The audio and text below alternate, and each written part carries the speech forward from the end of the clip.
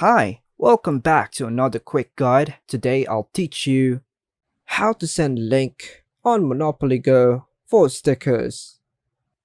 And it's literally an easy process, so make sure to watch until the end of the video to know how it's done. So here are the steps. Step 1. Launch the Monopoly Go app on your iPhone and ensure that you are logged in. Step 2. Find the section within the app where stickers are available.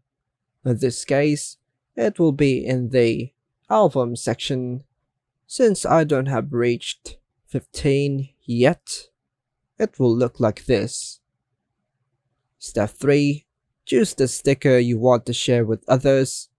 Some apps allow you to tap and hold on the sticker to access sharing options. Step 4. There should be an option to share or send the selected sticker.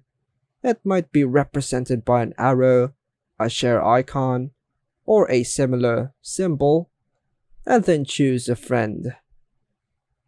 Step 5. And it will automatically send out to your friends. And that's all for now, folks. Hope you like and subscribe. Thank you.